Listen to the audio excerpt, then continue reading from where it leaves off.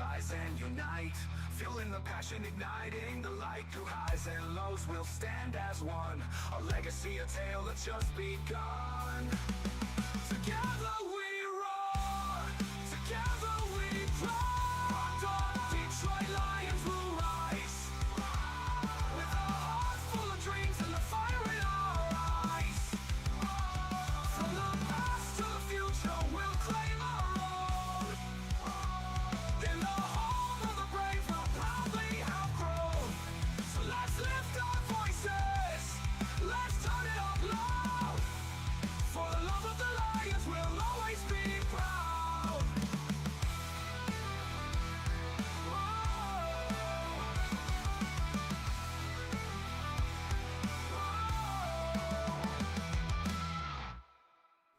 All right, good morning. Welcome to the Rise and Grind Morning Show. My name is Will Rock. I'll be your host today alongside Eric Rintamaki.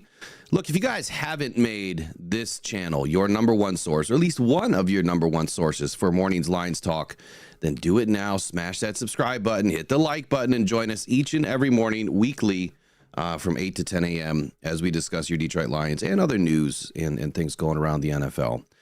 So do us that favor, smash the like button. Let's get us rolling this morning as we get ads turned off for you guys before 8:30. And good morning, Eric. How you doing today? I'm fantastic, other than this 6 inches of bull crap that fell on the ground last night. Is that bull crap? Like it's dark or is it white? It's white. Yeah. Yuck, man. I'm not ready for this crap yet.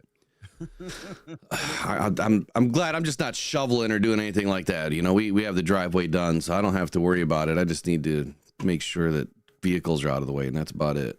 Well, it says my audio is really low. Yeah, you might want to double check your PC settings if you haven't. Oh, yeah, what happened there? Let me double check the studio real quick and make sure that something's not turned on. Yeah, I'm good. I should be good now. Yeah, there you go. All right, now you're back. Ah, All right, no. so hey, this morning we are going to talk about the Lions and Bears matchup. We'll get to a little bit of that today. I think I'm going to cover that more so tomorrow. But I want to talk a little bit more about the Lions defense today.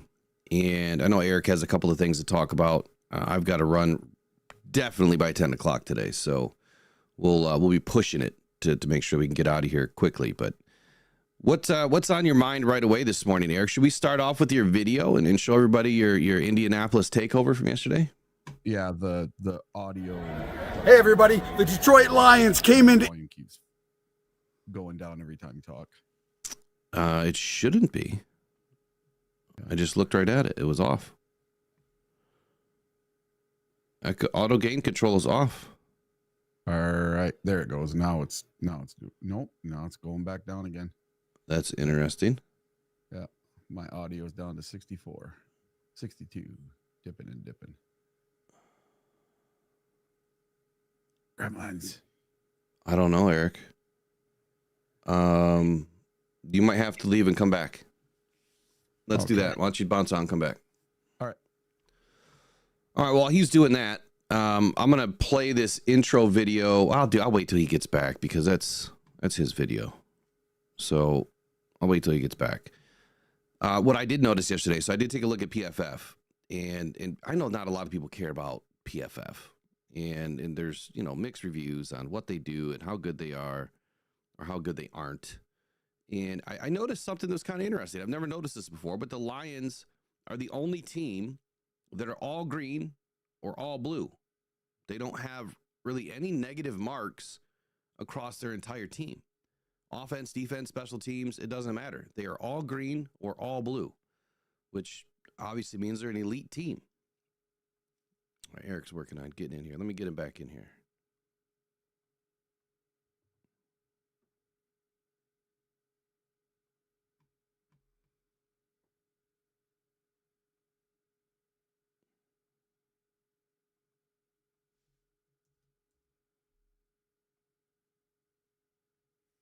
Can you hear me, Will? Got you now. Let's try it again. Yeah. And when oh, there it's ducking back down again. Dude, I have no idea. This is weird. And when I got out, your audio really dropped too. Other people noticed it.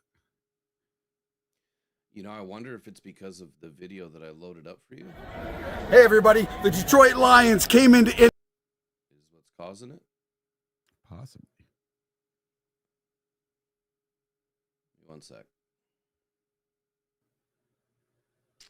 So go ahead and reset your audio, and then we'll see if it ducks again. Yeah. You just won't be able to talk here. You just won't be able to talk during your intro video. Okay. Yeah, mine's moving again. What in the world is going on, man? I don't know. Yeah, I just went back down to 80. All right. Well, I'm just gonna play these videos while I figure this out. Okay. Here we go. Sorry, guys. We'll try to get it figured out as best we can. As soon as I can find it. No, that's not it.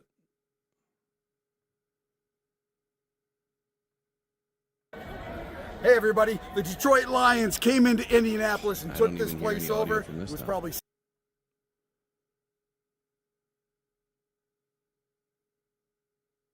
You see what happens when I try to do something? Yeah, you could hear the audio, by the way. I can't hear it. Yeah. All these people are probably like, what are these morons doing on this morning show? Don't answer that question. Hold on here. Make sure that, yeah, it says that the, oh, it's not even showing up now. Hey, everybody. The Detroit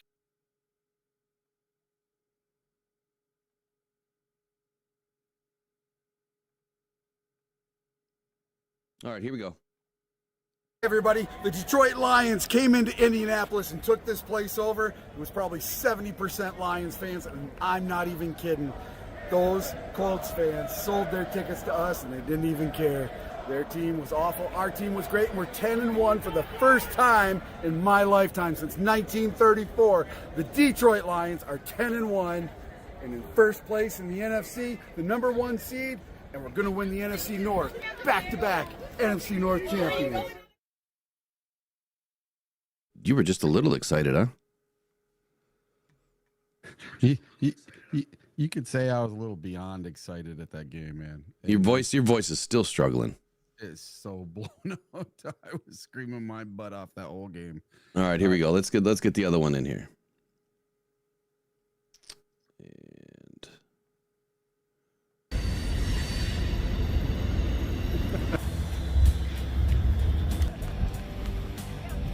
We're getting kind of close.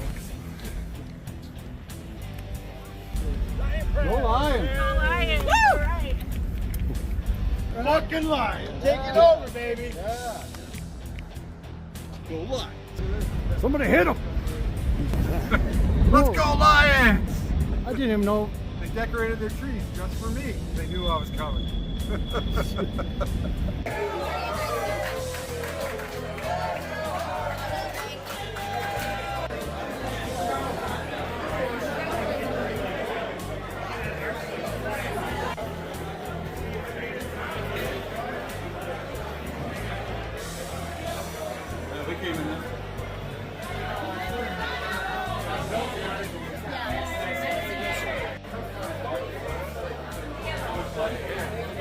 There you go. Find it. No, I finally gave up on waiting. Oh, you know what? Truck's right here. I'm going to grab my sweatshirt and my gloves. so it's just like tag in the building. Got a tag. Detroit Lions go. Calling it. That's it. She's done.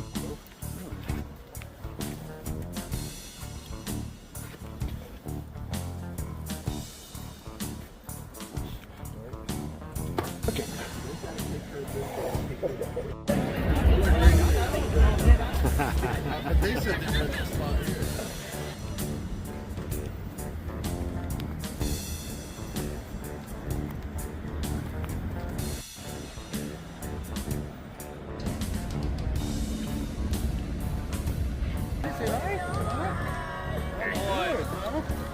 There we go.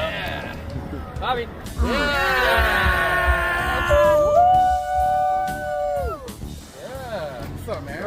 gotta get some video of us. We got to get Gary doing his shot.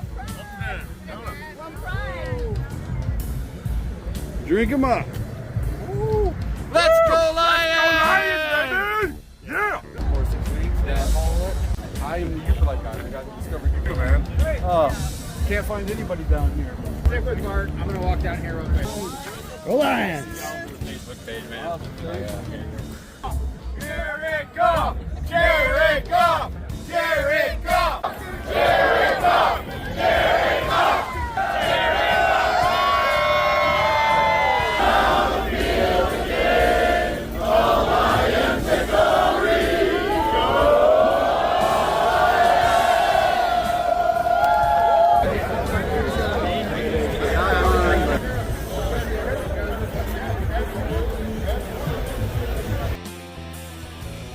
Let's go! Yeah! Let's go, Lions!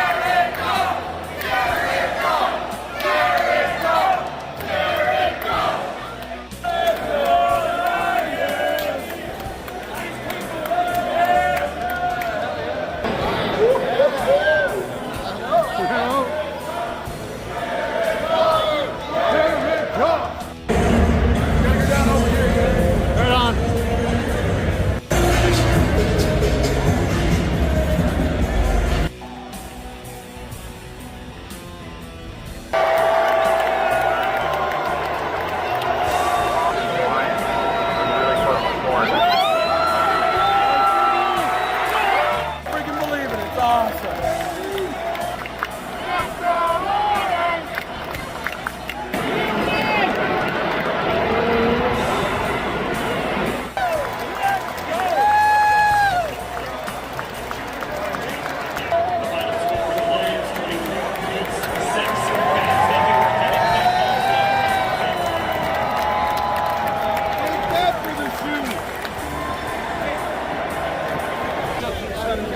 You think this is a home game for the Lions? It is a home. Home game, yeah.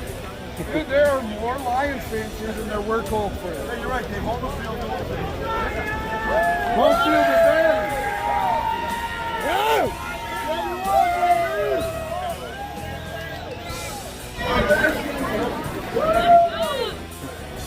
Hey everybody, the Detroit Lions came into Indianapolis and took this place over. It was probably 70% Lions fans, and I'm not even kidding.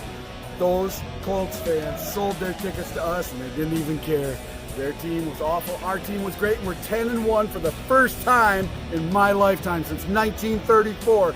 The Detroit Lions are 10-1 and in first place in the NFC, the number 1 seed, and we're gonna win the NFC North back-to-back NFC North champions.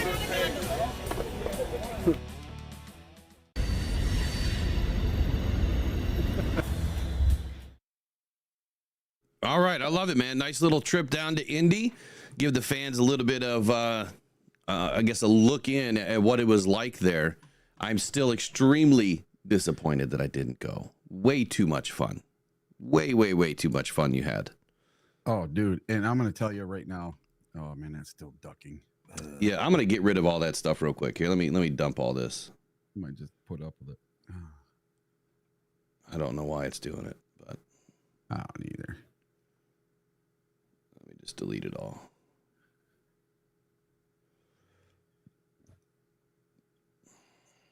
I will say this. That was 2 days of so much fun down in Indy. What an absolute blast it was down there, and an absolute takeover of a city. I've never seen anything like that. Yeah, it was an epic takeover for sure. Yeah, because I can remember 15, 20 years ago going to a Lions game at Ford Field and having it be the exact opposite. And what do I mean by that? I mean, it was the opposite with Steeler fans. they were 70% Steeler fans, 30% Lions fans at our own stadium, and now we did it to somebody else instead of them doing it to us. It's kind of nice. Are you still ducking? Yep. I don't know why. Yeah, Honestly, couldn't tell you why. I don't know. We'll see. It seems to be holding now. All right, well, let's just get rolling. I mean, if it's going to duck, I don't know how to fix it because everything is set the way that it normally is. So unless we have some sort of a problem with the back office here, the app that I use, then, I couldn't tell you. No idea. I thought it was holding. No, yeah, it's ducking back down. I don't know. Well, I might just be kind of quiet today. We'll have to live with it. It blows. All right. So, hey, good morning to everybody in the chat. Let's see. Who do we have in today? We've got Trace. We got Estella Eves, Christopher Cunningham. We've got Horse Sense, Gerwa Crude. Did I say that right? Gerwa Crude? Gerwa is Gary. Gary Crude. All right. So, we've got Gino, Uberlights, Jay-Z's in the house, Bruce MacArthur, Theodorio Villarreal, Salty Pork Chops, Wayne Shirk, Derek Lewis, Mike P, Motown Mitch, Jody Carruthers. Who else is in here? We got Lions Super Bowl 2024. Absolutely. Wayne Rogers, Devin Clark, or Devin Siak, or Devin, Devin Siak, maybe. I don't know. I probably butchered your name, buddy. J Mommy's in the house. Roger Olowski. The Decker Peckers in the house this morning. Good to see you, man. John Desage. Mike P. So, Decker Pecker, you playing on Thursday? What's going on? You tell me. Broski Bear's in the house. There he is. Get on the phone and get calling in, Broski. Right David now. Napier's in the house. King SJ. Brandy Coffee's back. All right. So let's, I forgot. Put that number in the chat. Broski, get your butt on the phone. Let's go. Yeah, Broski said you were going to call in this week. So how about 9 a.m. you call in? You tell us about your Bears last night or over the weekend. And what are you thinking for this weekend? Or what are you thinking for Thursday? Because I don't think it's really going to be that great of a game for some reason. But at the same time, these Lions are battling a ton of injuries right now. A ton of injuries. If there was any better setup for the Bears to come in and piss on our parade, I don't think it gets any easier for them than right now with the amount of injuries that we have. And there's no excuses, right? There's absolutely no excuses. There's no asterisks from a Lions fan. I'm not going to come out next week and say, yep, the Bears beat us because we had this many players out. I'm not going to say that. We're that good. We're that talented. We're that deep. We feel like we can beat anybody, anywhere, anytime. And that's the way we're going to roll into Thursday. It just has to be that way. It has to be that mentality. If you want to win a Super Bowl, you have to feel that way. But more importantly, you have to act that way on game day. And the Lions do. They absolutely do. Now, I want to back up on the Colts here. So there's a few people that have commented and said that we absolutely thrashed the Colts. We did not thrash the Colts at all. It was 14-6 at halftime. That, field goal, to end our scoring for the day, put us up 3 scores, right? At 21-6, yeah, we held them, without a touchdown. But at 21-6, even 15 points, I don't think that's a thrashing.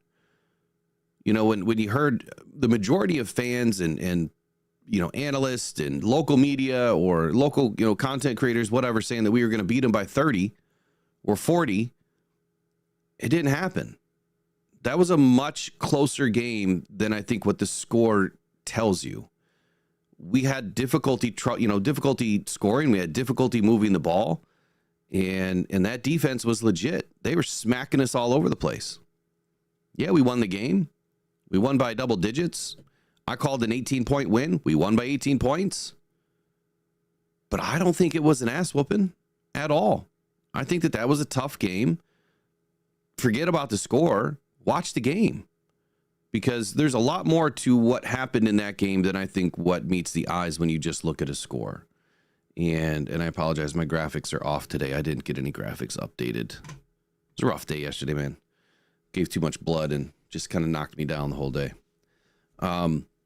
So yeah, I mean, Eric, do you really feel like we whooped the Colts? I mean, be honest here. Don't agree with me to agree with me. Do you think we whooped the Colts, or do you feel it was a closer game than what the score leads on? I think that we took too many injuries in the second half, and that we took our foot off the pedal. We absolutely took our foot off the pedal. Because we knew that our defense was holding them to nothing, a big old nothing burger in the second half, and they couldn't do anything offensively. So our offense just said, you know what? Let's just take a knee and get the hell out of here. I've had enough messing around with these guys. We've gotten 3 guys injured already. Let's just get out of here. That's what it seemed like to me. Instead of putting our foot on their throat and taking it to them, you know, we didn't take them to the woodshed. No, we didn't. But we handily beat them. We easily beat them. I disagree, buddy. Yeah, and my mic is going to be low, everybody. Sorry. It's just what it is. Let me look one more time. I really don't know what else it could be, because I've already taken you out of that whole scene. I really don't know what else it could be. Yeah, I don't know either. Nothing has changed. No, it's whenever you talk loud, it just goes down. Seems to be staying now. Oh, no, there it goes. Now I'm down to 65. I don't get it. This is like back in the day. This is like 6 months ago, what it was doing to us when we first started this. The OBS stuff. I don't know. Yeah, the auto gain controls is completely off, so I don't know. Whatever. You're just gonna have to keep bumping it up, I guess. You'll be loud, then it'll be soft. Be loud, then it'll be soft. All right, let's get into the first topic. I didn't have time to do anything. Wasn't feeling like it yesterday, but Jameson Williams, good news on JMO. No charges will be levied against JMO. The Detroit Lions wide receiver will not face weapons charges. Wayne County prosecutor Kim Worthy announced it on Monday. The announcement comes after police detained and then released Williams on October 8 over a gun found in a vehicle that he was traveling in during a traffic stop. I don't think that accurately depicts what happened. A gun wasn't just found. They told the police that there was guns in the car. Mm-hmm. It wasn't just found. During the incident, Williams was nearly brought to jail for lacking a concealed pistol license, a CPL, for a gun.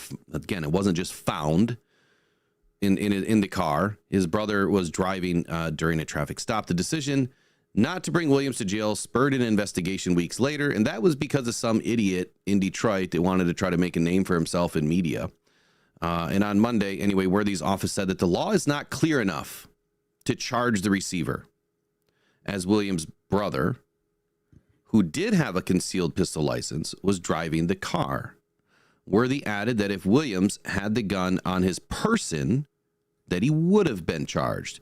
And that is the key point that I made when all this came out, is I have a CPL, so I know the rules. Now, all laws are broad. I think they're written that way on purpose.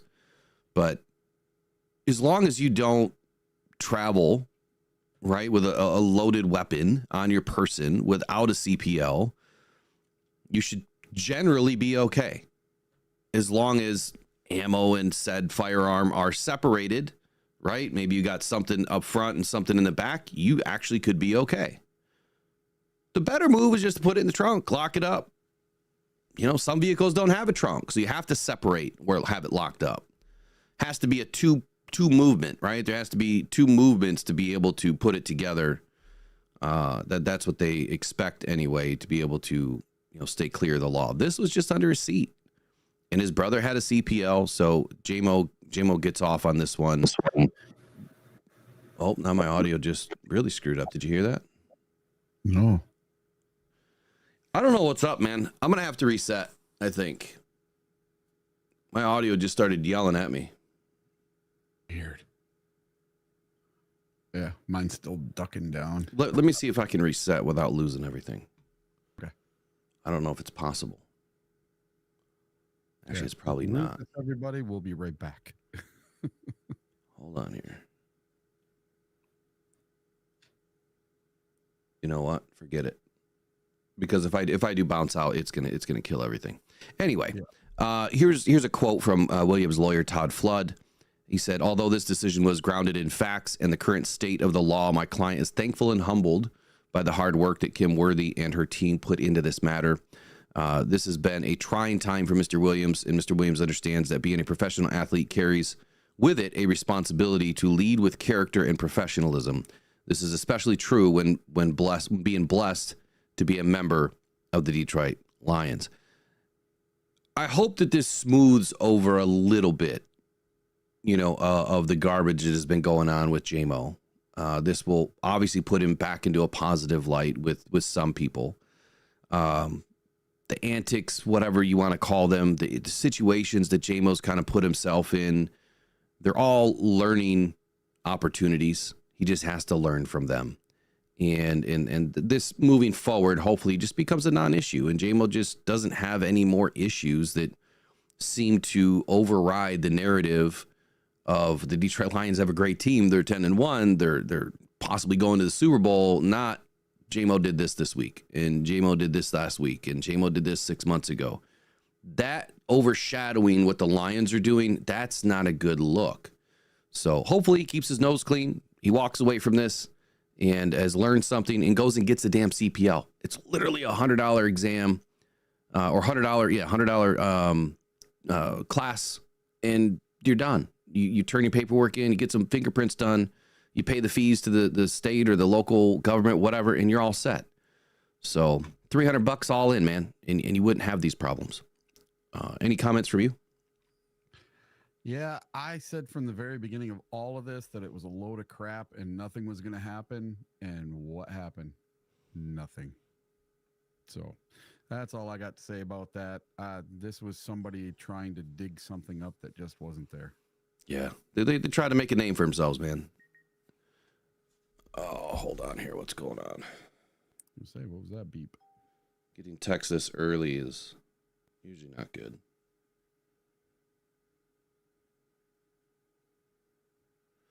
All right. Lions keep rolling. And that's it. That's what it is this week. The defense keeps rolling. The defense is playing completely out of control right now. One of the best defenses in the league, and you've heard it from around the NFL. They are calling the Detroit Lions defense the most scary defense in the NFL. Can you believe that, Eric? It's nuts. Listen, 2.5 games, the Lions have not given up a touchdown and only 6 field goals. I've never seen a 2.5 game stretch like this out of any Lions defense ever in my lifetime. It's absolutely incredible. All I wanted was a top 15 defense, and now we have a top 5 scoring defense. It just keeps getting better and better and better, and we're down to 16 points a game we're giving up right now. And dude, I don't even know what to say anymore. It's that good. It's scary good. And what did we let Richardson there on Sunday? He had 178 yards. Not very much. So Eric, I think I got your volume turned up. You don't have to adjust it. I'm just going to turn it way up on my side. All right. And that way, even if it goes all the way down, it should still stay fairly even with me. Oh, okay. Perfect. Hopefully. Yeah. Yeah. So to your point, though, I mean, if you look at the stats, right? I mean, where are the Lions right now? We are plus 177 point differential, right? We're scoring 32.7 points per game. We are 4-1 in close games. The Bears are 2-5. The Bears have a plus 4 point differential. The Bears are only putting up 20.1 points per game. Yeah. The Lions' average margin of victory is now 18.1, which is second in the league. Who are we second to? Yeah, how can that be second? There's no way that I looked at that stat this morning. I was like, what? Second? There's absolutely no way we are second in in that category. There's nobody scoring points like us. Nobody. That doesn't make any sense. The next closest team to us with point differential is the Bills at 107 or 106. I'm gonna have to dig a little deeper here and figure out how that's even possible. But I mean, I think the only number that I see that's even relatively close, well, two numbers to the Lions and the Bears matchup is turnover differentials. So we are neck and neck with the Bears. We are both +9. So they do have the ability to take the ball away. So Jared Goff is going to have to play a smart game. And penalties. So the Bears are not churning up a bunch of penalties. We've had one bad game, I think, this season. But we're both neck and neck, 68, 70 penalties on the season. Lions are favored 10.5 in this game. Total over-under is 48.5. The betting odds, Lions right now are -575. Yeah. I'll say this about the whole betting on the Lions with the line this week. Don't take this 10.5. Don't take it. This is a divisional game with an opponent that knows us very well, that is playing for their absolute playoff life. If we beat the Bears, when we beat the Bears, that's it. They're done. They're not making the playoffs. They're going to start looking at what the draft pick's going to be. And that will basically officially put them out of, I know not technically, but it's pretty much going to put them out of the playoff picture. And listen, they are going to be like a wounded animal. They are going to be scrapping and fighting and kicking and clawing. So we are going to have to drag them out to the deep water, just like Dan Campbell said. And we're going to have to wait for them to not be able to doggy paddle anymore. And we're going to have to put them under. And I'm sorry, Broski Bear, but you guys are going to lose. But it might not be by 10.5 points. I don't know if the Lions win by 11. But now we may go in and blow them out. We might win by 25. But I'm more prepared for a 3 to 7 point game victory, margin of victory, than I am some big giant blowout. All I care about is a W. Yep. Exactly. I don't care about how many we win by. All I care about is a W. Now, I mean, this is shaping up to be, if there was a trap game, this would be it. And I would say it's not so much a trap game as it is the Lions are battling a bunch of injuries. And again, we're not going to make any excuses. Period. Point blank. No excuses. If the Bears beat us, they beat us. Hey, yeah. If you lose, you lose. And then if you lose, you're losing to a team that is beat up. I mean, really, really beat up. So we're confident. And I'm just as confident in Honolulu Blue Brew. So wake up Thursday morning to a cup of Honolulu Blue Brew and help your Detroit Lions beat the Chicago Bears. It is available on Buy Me a Coffee. It's almost available. I'm looking at it right now, wondering why it didn't post. But it will be up here in just momentarily. The only question is shipping. And for some reason, shipping is not being added to this, and I don't know why. So I've got to add $2 at least for shipping to at least cover some of it. Just put it right in your cost. And yeah, so you're going to support Rock Down Cancer Foundation for every bag that you purchase, and all the proceeds go to Rock Down Cancer Foundation, and you're going to enjoy a really good cup of coffee. I mean, I have it every morning. It's phenomenal. It's the best coffee in the world. I promise you, if you like a good medium to dark roast, you can make it light. Just add a little bit more water to it. You can play with it, and hey, just keep buying more bags until you get that perfect cup. But I promise you, if you do it my way, and if you like a good medium to dark roast, and you actually use some cream or sugar or whatever, that's the best way to do it. Otherwise, you might want to go just a little bit lighter. But there's no bitterness to this coffee. Like, you could drink it black and it tastes good. And I do not like black coffee. But anyway, $22 is all it will cost you. It is up right now. Awesome.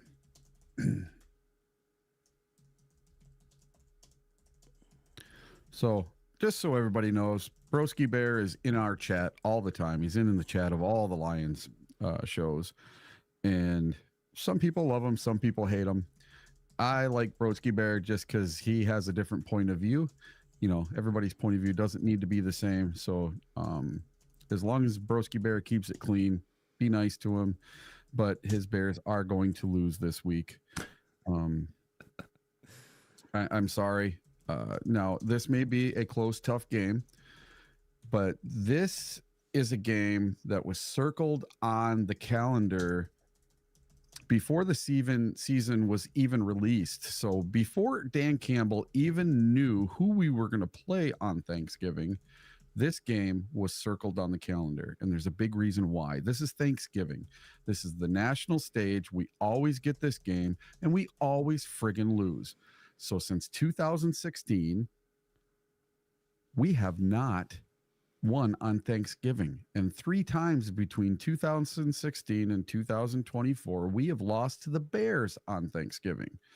We are not losing to the Bears this Thanksgiving. It is not going to happen. I know that Dan is going to have these guys ready to go. And I don't think Dan is going to hold anything back in this game. This is a game where I think you could see us throw the kitchen sink at the Bears. Trick plays, linemen catching passes on 4th and 1, going for it on 4th down from our own 16 like Jim Harbaugh did, or John Harbaugh did last night. That was nuts. So it was just before the half, and they were on their own 16-yard line, and they didn't do a fake punt. They went for it on 4th and 1. After a timeout, they tried to get him to jump off sides. They couldn't get him to jump off sides. So they took a timeout. They came back from the timeout. They lined up and they went for it on 4th and 1 from their own 16. If that backfired, you give them the ball having to go 16 yards to score a touchdown. And I thought he was nuts, and he got it. And I'm like, you know what? Dan Campbell is starting to rub off on other coaches. This is happening. League wide, people are starting to take chances that they would never take before. And what did that game end up being last night? 30-27, I think. That's the game right there. That won them the game by them doing that 4th and goal from the 16. So that's another team taking what Dan does and winning a game with it. Now, that's kind of like deciding whether to go for 2 or not go for 2, go for the win, or, go for the tie. It's kind of one of those decisions at the end. Sometimes it works, sometimes it doesn't. And I think it worked out last night for the Ravens. And I think it's going to work out this Thursday for the Detroit Lions. There's no way Dan is not going to be prepared for this game. Big shout out. Oh, sorry. I thought you were done. Go ahead. Yeah. Big shout out to Roger Olowski. Just bought his first bag of Honolulu Blue Brew.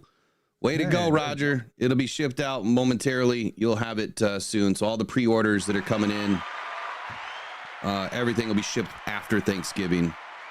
Oh, we got a super chat in there too. Ed O'Neill. Yep. I got to get back to Ed O'Neill real quick. And then we got Trace going nuts as usual. So Ed O'Neill says, last year we were heavy favorites versus Chicago at home. They came in here and dominated us, especially their defense. This might be a repeat of Houston. Ed, I actually agree with you. I think that the best thing that the Chicago Bears have is their defense.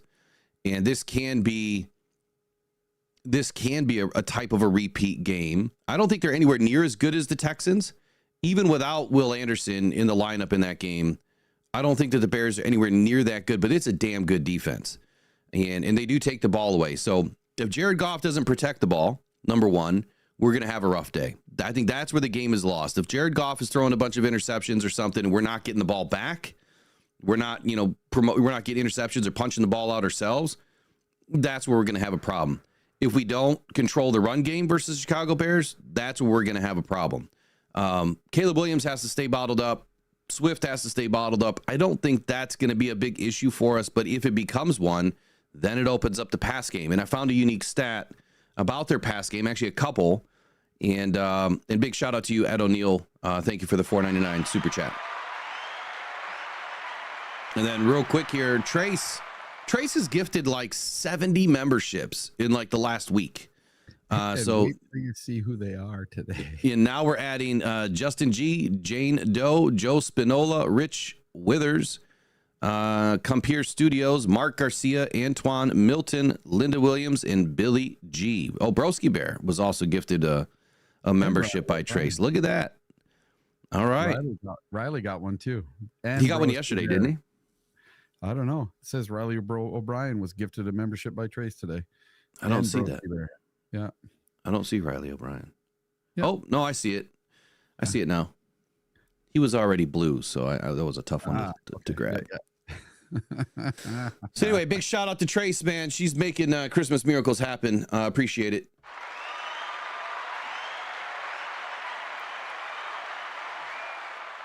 Yeah, but now broskies can see what we say about him in the behind the scenes in Voxer. I don't think we say anything about Broski, do we? No, not really. Yeah, that's all I don't right. think he's ever been mentioned in the chat on Voxer. So Yeah. come see if we're talking about you there, Broski Bear. Hey, there we go. We just had our second purchase of Honolulu Blue Brew by Ordinary U of M, Dad. Appreciate you, buddy. Right on. So, interesting stat. A couple of stats here. Number one, the Lions have now held opponents to a completion percentage of under 60% and a passer rating under 70 in 5 straight games. Here's where it gets weird for me. DJ Moore, he was averaging 9.8 air yards per target through the first 10 weeks of the season. So, I mean, just 2 weeks ago. And since, he's only averaged 1.9.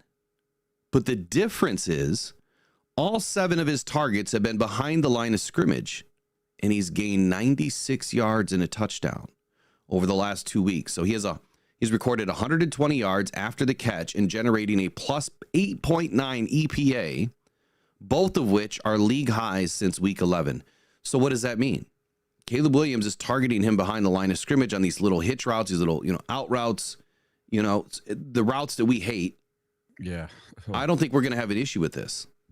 If he can't push the ball downfield and you're trying to target DJ Moore behind the line of scrimmage, the line just have to be ready for that. So when they go trip offset, or, you got 2 wides to the right, you're expecting DJ Moore to get the ball behind the line of scrimmage. These wide receiver screens that they're trying to pull off and these quote unquote picks that they've been running, not going to fly on Thursday. I said it yesterday, but we already have the benefit of not having this waxing gibbous moon or whatever. Yeah, we have the waning crescent. So the Lions have lost like the last, 13 years or whatever because of the waxing gibbous moon. We just had our third coffee purchased by Mike P. Appreciate you, buddy. Hey, right on, man. Very good. Great Christmas gifts, by the way. Great Christmas gifts. Once you get the taste, man, I bet your family's gonna love it. It'll be, pour yourself a cup on Christmas Day, man. I'd appreciate it. Thinking about the Lions all the time, especially when you're drinking it in your cup, right? Yep. All right. So what else do we have today? All right. Caleb Williams. I want to talk about Caleb Williams. The what do you call him? The fingernail painted wonder from Chicago. Okay. So before the season started, Caleb Williams wanted part ownership of the Bears to sign his contract for the first overall pick in the draft. And everybody thought he was nuts, and he was, and he didn't get it. His dad was asking for all sorts of stuff that he could not have. He was painting his fingernails, and we were calling him a bust. Well, I don't think that Caleb Williams is a bust anymore. I think he's a serviceable quarterback. I think he's going to be decent, but I personally think that the Bears would have been better to just stick with Fields and put some of that capital into an offensive line. So could Caleb Williams set the Bears all-time passing record? The Bears have never had a 4,000-yard passer in their history. And while Williams isn't averaging enough yards to set that mark, he could at least flirt with history.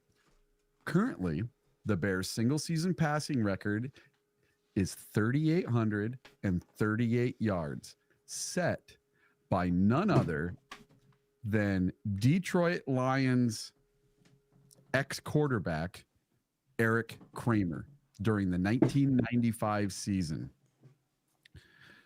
Eric Kramer won a playoff game for the Detroit Lions against the Dallas Cowboys in the Silverdome, and then shortly after went to play for the Chicago Bears. Traitor. And he sat there all-time passing record at 3,838 yards. Well, this season so far, Williams is on pace for 3,641 yards, which would leave him around 200 yards short of Kramer's all-time record. So if Caleb Williams just has a couple games where he throws for an extra 100 yards for the rest of the season, he might just be able to break their record or come close to their record. But I don't think he's going to hit 4,000 yards.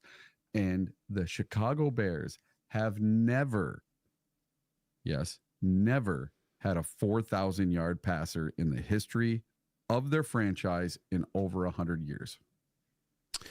It's crazy, isn't it? Yep. Like we've been blessed so much to have what many call stat Padford or whatever, right? But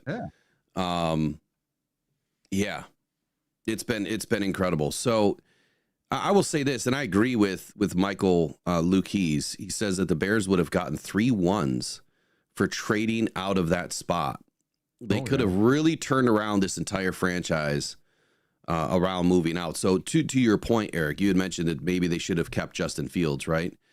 What he's doing for the Steelers. What's that?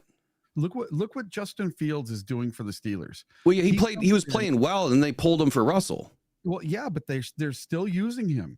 They're still using him. He comes in on first or third down for a play or two when they know that they can use a run pass option or they can use play action. They try to bring him in and have him play a play or two on almost every series. He was in quite a bit against the Browns last week out in the snow. He came in on fourth down. There was quite a few plays that he came in, and they're still using him. And I think he is more of a serviceable quarterback.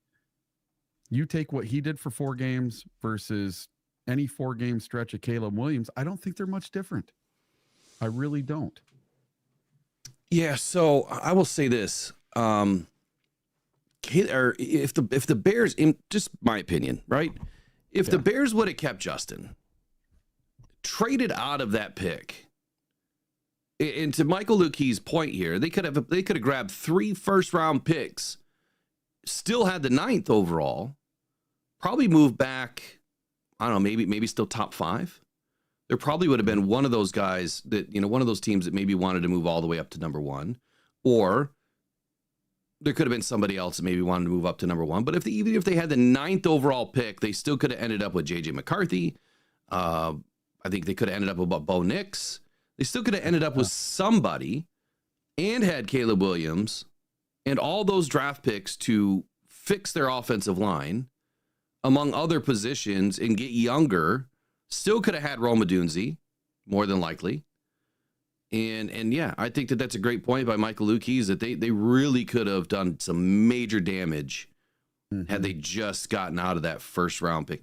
I heard you say that, you think that Caleb Williams is becoming a better than advertised quarterback. Maybe he's not the bust that you anticipated he was going to be, but this is just season 1. They're not going to make the playoffs. Right? He's probably not going to pass for 4,000 yards. So where is he at right now, yardage wise? 2,300. 2,300. And have they had their bye? What's their record? They 4-7? Let's see, get up to this box score here. I think they're 4-5. They've only played 9 games. That can't be possible. Through 12 weeks? 6 now. Hold on here. Yeah, they're 4-7. Oh, 4-7. So he's averaging 200 yards a game. You multiply that by 17 games, that's 3,554 yards. Yeah, he's on pace for close to 3,600. Right. So that would mean that he would have to get a 300-yard game in there a couple of times, at least a couple of times. Yeah. Because you have at least 4 games that you need to average more than you need to have more than your average. So you'd have to have at least 4 games of 310 yards or more, which I don't think is going to happen. It's definitely not going to happen on Thursday.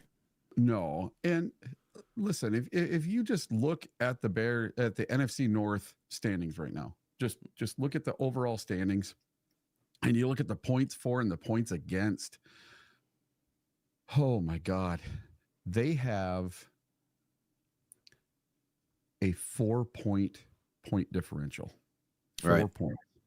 You know, their offense has only scored 221 points. We've scored almost 139 more points than they have this year. So that means because our offense is the best in the league right now. We're scoring basically 13 more points a game than the Bears are right now. You know, and they've let up more points than the Lions have for points against this year, which is very, very strange that the Lions actually have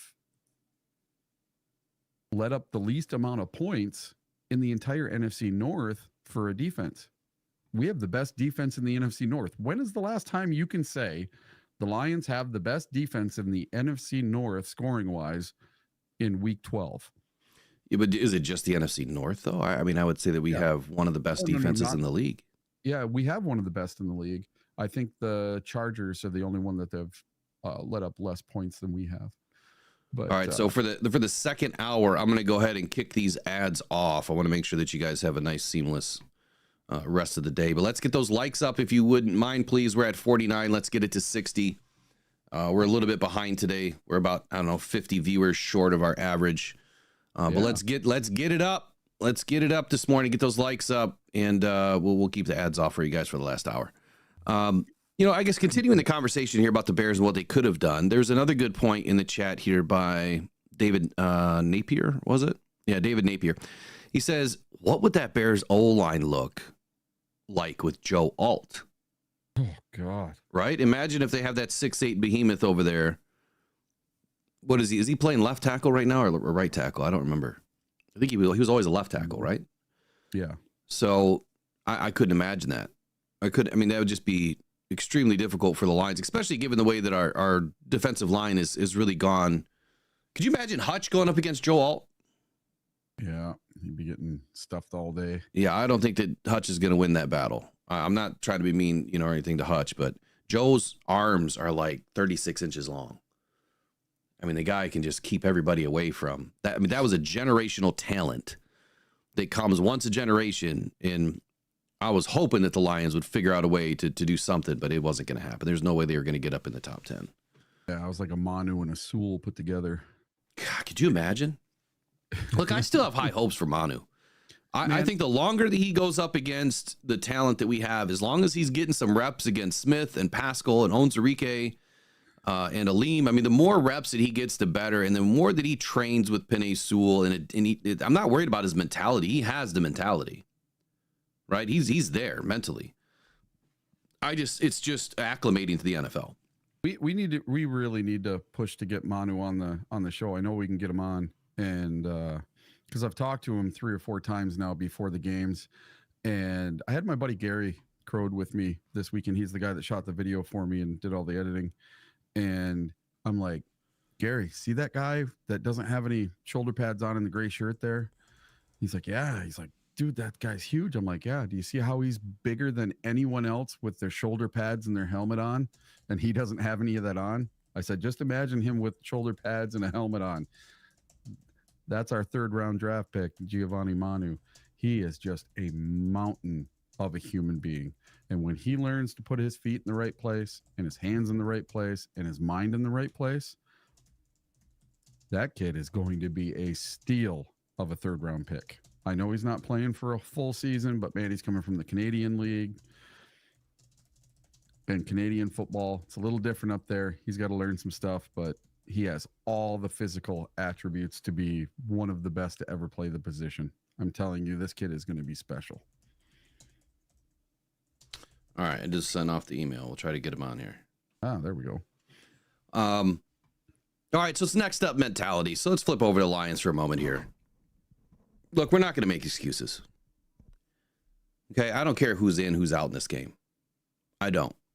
Nope. When you look at the injury report, let's see, Lions injury report. I forgot to pull that up. I know that there was. Our injury report had 7 on it, I believe. Yeah, it grew. Had 2. it grew a little bit because Amon-Ra St. Brown also landed on it. Yeah, I saw the play. It was on that last punt return. His knee got jammed against the turf, basically. Well, we have another big one that's been added to, and that's DJ Reader. So David Montgomery's shoulder, 50-50 that he's going to go in this game. Obviously, he wants to go up against his former team. You know, what he did to him last time. What he scored 3 touchdowns against the Bears last time? Was it? Did he score 3 against them? Or was it 2? I don't remember. I don't remember either. Amon-Ra St. Brown has a knee injury. This is new. It happened in the last game. Khalif Raymond, the foot injury. He's more than likely out. He's probably going to be out for 3 weeks, 2-3 weeks is what I'm hearing. Did you see the video of Khalif's? I did not. What happened was his left foot, basically his toes, hyperextended upward towards him. You know, like the bottom of his foot got pushed up, and his toes were pushed down. So, like, his toes were coming up towards his face, and his foot basically got stuck in the turf while he was getting tackled backwards. How is that even possible? I'm trying to visualize it. I guess I got to watch the video. His foot like bent the wrong way, basically up towards him, and yeah. So I'm guessing it's like a Linz Frank or something like that. Liz Frank, yeah, like some kind of ligament in his foot or something is what I'm guessing. So it might be a bit. So Khalif Raymond, obviously a few weeks. Taylor Decker, knee and ankle, very similar situation that he suffered last season. He said after the game he's expected to play, but we'll see. Without Taylor in this game, I'll just be flat out honest. Without Decker in this game, we're in trouble. And I know that Decker's been giving up a few plays here or there. But I think the majority of Decker's performances have been pretty good. And without him, you see what happens.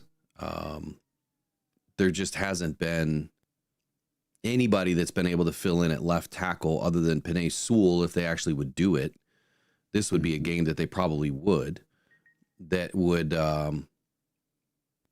help us over there. So without Taylor Decker in this game, I think that we're going to be in a little bit of trouble. And if that stalls out our run game, then we're in trouble for the play action. If we're in trouble for play action, then the rest of the offense just kind of withers away because you're not going to be able to get downfield. DJ Reader, he's got an illness right now, so he probably caught some sort of a bug. I mean, I had it for 10 days. So if it's the same crap that's going around, this is not looking good for DJ Reader to be in this game because he's going to get tons of treatment over the next few days. He'll probably get, a lot of IVs and fluids and vitamins and whatever else they can give him, probably some antibiotics and antivirals. I mean, you got to do it all and just hope that you can get over the hump without DJ Reader. I think we'll be okay. I think I'm more comfortable on the defensive line. I know that's crazy to say, but I'm more comfortable on the defensive line with the way that Levi Onwuzurike and Ali McNeil and Josh Paschal and now Zadarius Smith have been playing. I'm a little bit more confident that we would be okay without Reader for this game, but I don't want to be. And then Carlton Davis, hand and a knee. So banged up his knee in week 11, or I'm sorry, week 12 against the Colts. And this injury, I'm not so sure that he's going to be ready. He injured his knee in the second half of the Colts game, and he did not return. He was seen riding a bike on the sideline, and what he had said after the game is he wanted to stay loose, right? You don't want to let it get, you don't want the soreness to set in, the tightness to set in, all of that good jazz. You want to keep it loose, keep it rolling. And you keep the lactic acid, right? The lactic acid out of the muscle is the most important thing. I used to do the same thing when I used to pitch. We used to ride a bike in between innings or whatever, or at least walk around, not sit. You want to keep the lactic acid out of your arm. So Davis said that his plan is to get his knee looked at on Monday, and then the team would reassess his status. I haven't heard anything yet this morning on what's going on. Now, the good news is Terrion Arnold was back to full practice. So if we are without Davis, we might have Arnold. If we are without Davis and Arnold, I think we can call it a Bears win.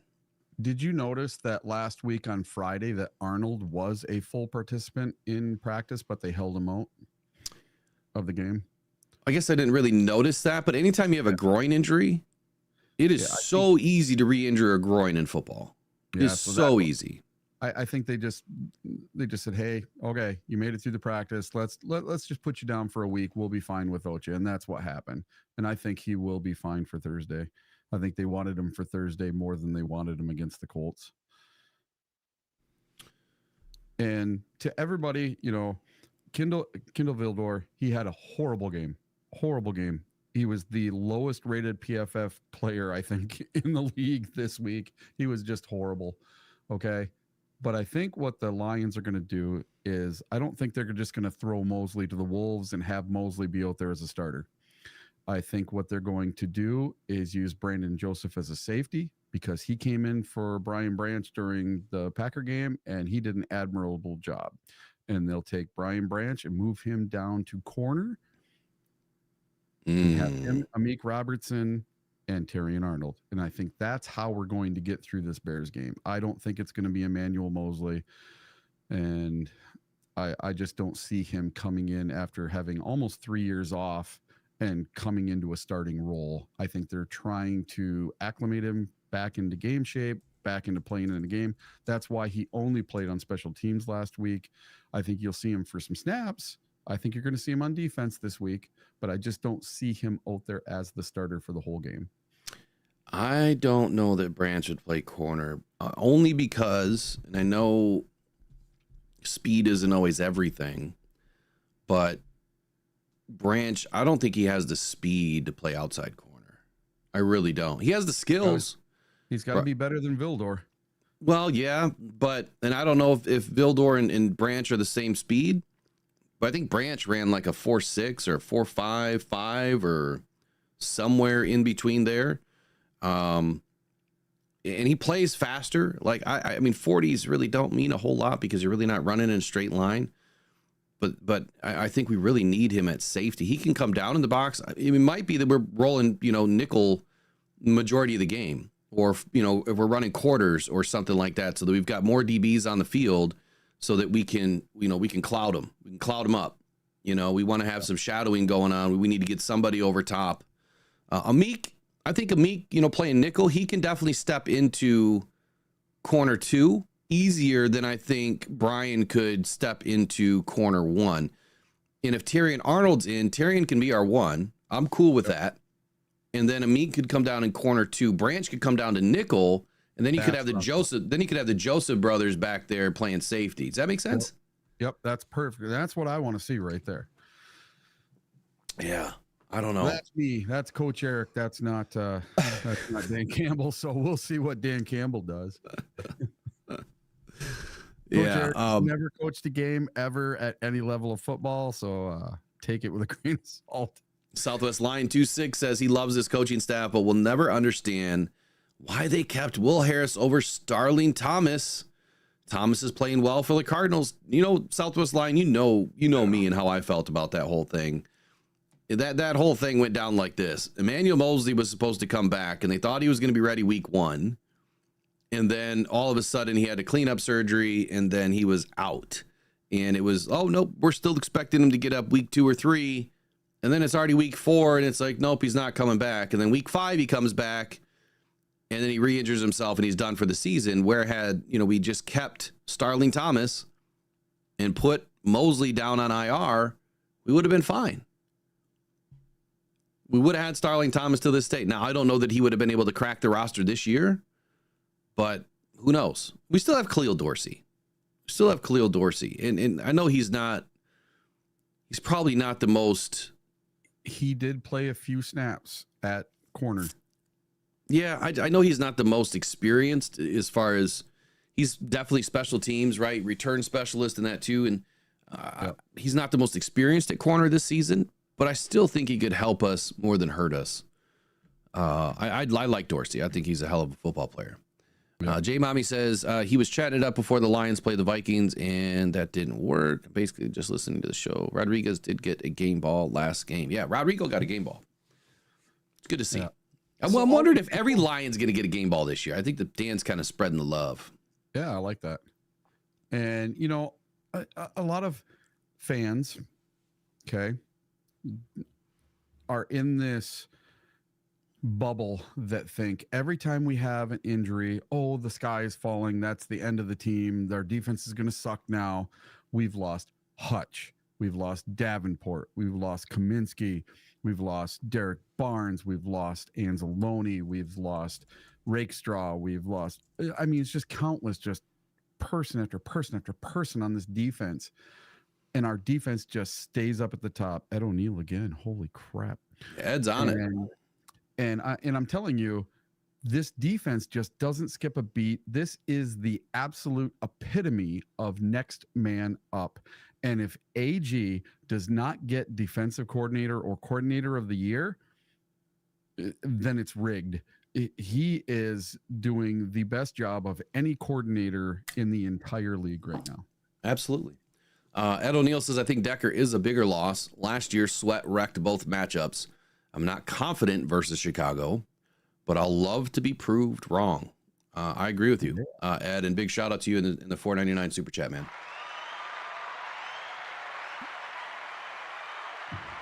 Lions love their participation trophies. What do you mean by that? I'm not sure what Broski is talking about there. When's the last time the Bears have won the NFC North? Yeah. We got it last year. We got a banner. We've only had it once, but I'm asking a real question. When's the last time the Bears have won anything? Hey, you know what else we won this year? We won the AFC South. We swept them. Clean sweep. All of them. And we didn't just beat them. We absolutely crushed them. So the Bears, they actually won the NFC North for the first time since 2010 in 2018. Mm-hmm. So it hasn't been that long. Yeah. So here's a little stat about the Lions versus the AFC South. I got a question though. Hold on. Sure. Broski, when's the last time you've had a 4,000 yard passer? There's your participation trophy. I'm just curious. Ever? I don't agree. And the last time they won the Super Bowl was 1986. So what is that? 30 plus years ago? 40 years ago? 85. 38 years ago? I mean, wow, it's getting to when I wasn't even born, you know? Yeah, we're getting close.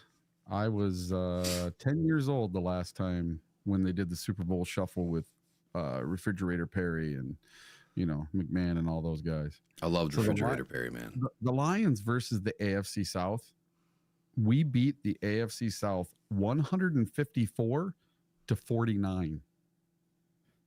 We allowed 49 points and we scored 154 points. We won 52 to 14 versus the Titans. We won 26 to 23 over the Texans, who gave us one hell of a game, but we came back. That was our trap game right there. And we still won the game. And then we played the Jaguars and won 52 to 6. And last week, the Colts, 24 to 6. So the only team that we allowed multiple touchdowns were the Titans and the Texans, and still blew the doors off of the Titans. And the Titans just beat the Texans this week. Did you see CJ Stroud pulled a Dan Orlovsky? Yeah, you mentioned that yesterday. I didn't see the play, but to answer Broski's question, he wants to know when's the Lions, last time the Lions played in a Super Bowl, and that's going to be 2025. It'll be this season when we bring the trophy home. So that'll be when. That's the only comeback these Bears or Packers or Vikings fans have. I'm good with it because we're going to go on a run for a decade, and it's just we're going to forget about what happened in the past. I hate to say it, it's like and I know there's a lot of U of M fans in here, but they cling to what happened in the past so much so that they forget about the future. They forget about the now, even though U of M just won the championship last season. You got to remember that relevant times matter, right? What happened in the 80s, this isn't the 80s. What happened in the 90s, this isn't the 90s. What happened in the 2000s, this isn't the 2000s. It's totally different eras of football. This is a brand new era of football. It's a brand new Detroit Lions. I mean, for every team, it's a brand new era. We are walking into so many different rules changes that have affected the gameplay for every team in the NFL. You can't really compare what we're doing now as all 32 NFL teams, what all of us are doing now. I would say more than 10 or 12 years ago, it's just a different era. It's a different style. You really can't compare it. And I know that those stats are always going to be there, but you're talking 17 games versus 16 games. And, at one point it was 16 games versus 15 games. And it just, you keep, things graduate over time. And I'm not going to make excuses for our past because the Lions sucked for decades. We did. We own it. And I appreciate it ever more, now than I did before, because watching what we're doing now and smashing not only 40 plus franchise records, but more than a dozen NFL records. How many NFL records have any other team broken this year? Yeah. I don't even know the stats. Someone tell me. I know you're a few years younger than I am. Do you remember back in the 80s? Every year, I used to get it on VHS tape. Every year, the NFL put out the greatest hits VHS tape. Every year, it was all the best hits over the middle and all these great tackles and knockouts from DBs and safeties and linebackers. And if you go back and watch one of those tapes, every single one of those plays is helmet to helmet and would have been an injection in today's NFL. Absolutely. They don't even play the same style of defense anymore. It is completely different from 1985 to now. The NFL is not even the same game anymore. It's not. It is so far removed. I mean, just go back and watch some Chris Spielman highlights. Yeah. Or Ed Reed or, Lawrence Taylor or even like somebody like Palomalu. He wouldn't survive in today's NFL. He'd be getting flags all the time. Right. It's much different. It is much different today than even 10 years ago. And I think that's, records are what they are, right? Super Bowl wins are what they are. But I would say this. What you're doing today in today's NFL is what matters. And I'm not saying that I'm excusing the past, because I'm not. Those were all great eras of football. All of them. You'll never forgive or forget the 85 Bears, right? You won't. And I mean, a great team. Phenomenal team. You'll never forget all the rivalries and all the great games from the past. We won't. Hey, is that Broski calling finally? No, I don't know who it is. That's on my main line. Broski, get out of this chat, get on the phone and get in this, because I'm not going to be here tomorrow. So you need to get in this right now. Let's get on the phone. Let's talk Bears and Lions. Let's go. You can talk all your participation trophy stuff you want. Get on here. Let's talk like men. We're not going to argue with you. We're just going to talk with you. That we could set up a special show for you, broski. We can do a night show if you want. We'll set something up.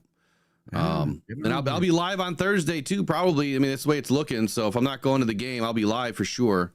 And you can always come in for that too. But let's take a look at some matchup comparisons for a moment. The Bears, they have the number 25 offense in the league. The Lions, number 1. Overall rushing efficiency, the Lions are 8th and the Bears are 16th. Pressure rate, fairly even here. Giving the Lions a little bit of an edge at 17, Bears 21. Overall passing efficiency.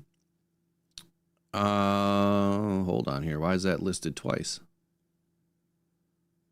Hold the phone. Lions offense. Oh, here we go. So that was Lions defense versus the Bears offense. Now it's Lions offense versus the Bears defense. Overall passing efficiency, the Lions are number 2 versus the Bears number 6 rated defense. The Lions are ranked number 7 in overall rushing efficiency to the Bears number 18. And pressure rate, the Lions are 16th in the NFL, right smack dab in the middle, to the Bears 11. So the Bears' only advantage in this game right now is pressure rate on their defense versus the Lions offense. Now, the Lions haven't really been giving up a bunch of sacks. Goff's taken a few sacks. I mean, he had to, right? If the play's not there, and you've got guys kind of chomping at the bit to take you down, he's got to do something with the ball. And instead of throwing an interception, he'll just go down, which is smart. But Jared Goff has totaled league highs in completion percentage, 74.5%, in yards, 1,809 against single high safety coverage this season, while ranking second in yards per attempt at 9.4. Goff has also generated a league high plus 49.6 EPA on such dropbacks, good for a plus 2.24 EPA per dropback, most in the NFL. The matchup with the Bears would say that the Bears defense has deployed single high safety coverage at the 5th highest rate this season, 60.5%, but have allowed the 10th most yards per attempt, 7.8 when doing so. So, Broski, let me ask you this, because you watch more Bears games than I do.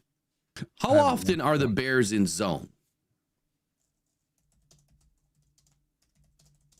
Yeah, that's one thing. I have not watched a single Bears game until last night. I watched the highlights of the Vikings-Bears game. I can answer the question, though. The question is this, or the answer is this. The Bears use zone coverage at a top 10 rate in the NFL. So not only are they in a zone, but they're in a single high safety. They've also ranked in the top 10 for defensive success rate and yards allowed per coverage target. Here's the problem. What did I say was going to happen this past week against the Colts? If you sit in zone, we're going to eat you up over the middle. Yep. And that's what happened. And it was the middle third. I thought it was going to be more the deep third, but it was more the middle third that Goff just tore them apart on. So if you sit in single high safety and then you deploy a zone coverage against our receivers, you're going to have a problem. But then if you want to stiffen up and you want to run, a 5-man front and you want to try to, prevent the run, well, that's fine too. We're either going to run a zone scheme and run it outside, the zone run scheme and run it outside off the tackles, or they're going to start dumping it over the middle of the field again. So any way that the Chicago Bears want to come at the Lions, Ben Johnson has shown throughout this whole season that he has a plan for it. You come up, we go over top. You drop back, we come under the middle. You come up front and try to stop the run, we go outside, or we drop back in shotgun and we do a little bit of delay counters, misdirection, and Jahmyr Gibbs does Jahmyr Gibbs things. So I don't think that this is going to be a problem for our offense as much as I think our defense, depending on who we're missing this week, and again, no excuses, depending on who we're missing this week, could cause some matchup problems for the Lions, where AG is going to have to get extremely unique. Looking at last week, I think the Lions weren't they number one overall in pressure rate and everything for last week versus the Colts? I think so. Let me get that stat up. All right, Bears. Okay, Broski Bear. The Bears play a lot of zone. I agree. The Bears haven't been too creative with their schemes. They'll have a little something special for Thanksgiving, though. Yeah, it's called pie in their face. That's what they're gonna have. They're gonna have pie in their face. Yeah. Let me try to find the stats from last week here. The Bears D-line is played like trash. Worse than the O-line lately. And that's coming from Broski himself. Say that again. He said that the Bears D-line is played like trash, worse than the O-line lately.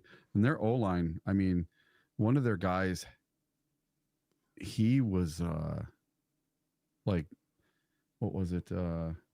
Gave up the worst pressure rate in the NFL. One of their offensive linemen I saw. For the Chicago Bears? Yeah. So the Bears, their O-line, they've given up 44 sacks this year. That's second worst only to the Browns. And the Lions have only given up 22 sacks this year. So I know it seems like Goff is getting sacked a lot, but he's really not. He's having full games where it's 0 or 1 sacks. And the Colts did get to Jared Goff 3 times. But listen, the Bears, 44, more than double. So just imagine if we had double the sacks that's what the Bears are doing right now. And they had the one game the Bears did against the Patriots where they gave up 9 sacks. So even though Caleb Williams is mobile, that O-line, just like we've been saying, it might be kind of trash. So I'm thinking that this game, Zadarius Smith is going to have a good game. He's been up against the Bears a lot of times, playing for the Packers and playing for the Vikings. He's been in this division, so he knows what kind of offensive schemes these guys play, and he's very familiar with the Bears and playing against the Bears. I think that Zadarius Smith is going to get maybe 2 this weekend or this Thursday. That'd be my bold take. That'd be nice to see. So the Lions last week against Anthony Richardson, they only allowed him 2.86 seconds in the pocket. Now, we didn't have any sacks on the day. No. Which I of course I thought that we would get 2, and I thought it would come through the interior of the line. But I also said prior to that game that I kind of felt like this was a game that they were just going to kind of hang back and contain. I'm rolling with that same mentality this week. I feel like the Lions are going to deploy more of a let's be smart defense, and you're going to get your one-on-ones, and win those one-on-ones when you can to be able to get to Caleb Williams. But I think more importantly, they have to play smart and contain that edge, knowing what we know now about DJ Moore and how he's catching a lot of passes out of the backfield and just killing teams with yak yards. That is the guy that we have to pay attention to. Not so much DeAndre Swift and not so much Caleb Williams. It's going to be DJ Moore. But if you have those 3 guys working in the backfield, you have to deploy a defense that is more in line with containment versus, losing your assignment and getting after the quarterback solely, which, it leaves you vulnerable. And I don't think that that's a good option for the Lions to be vulnerable. So they had 14 pressures, according to NFL Pro, on the week against Anthony Richardson, which was good enough for 46.7% pressure rate, which again was good for 3rd in the league last week. So even though the Lions, been out with Aiden and other players along this defensive line, they are still maintaining what they've done all season. Sacks be damned. They don't win football games. They do help, but they don't win football games. What's winning football games right now is the turnover margin, giving your opportunity back to the offense.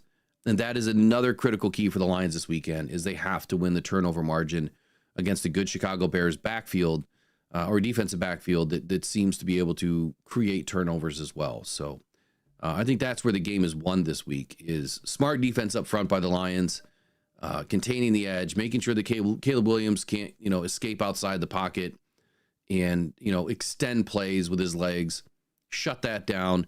DeAndre Swift, I'm not worried about. I'm really not. Neither. He is explosive, right? If he does find a crease, he can hurt us. And he can catch the ball quite well. We've seen it ourselves when he was with the Lions that, you give him a little crease and he can take it a mile. The Lions have just been really good against the run. I just don't see where that's going to change this week. Dwayne Keene says Dave Montgomery is going to have a revenge game.